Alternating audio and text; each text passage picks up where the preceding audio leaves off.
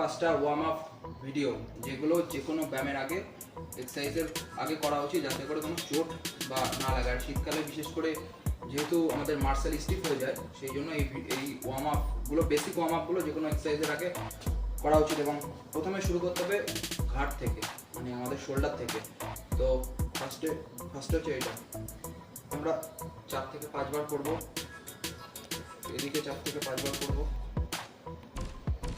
এবার অর্ধেক ঘুরাবো, clockwise anti clockwise. অর্ধেক ঘুরালাম ক্লকওয়াইজ এবং অ্যান্টি ক্লকওয়াইজ, এটাও 5 বার 5টা করবো।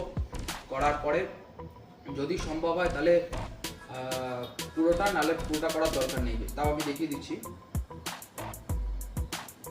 এটা ক্লকওয়াইজ 5 বার আস্তে আস্তে, এবং এটা অ্যান্টি ক্লকওয়াইজ 5 বার করলাম।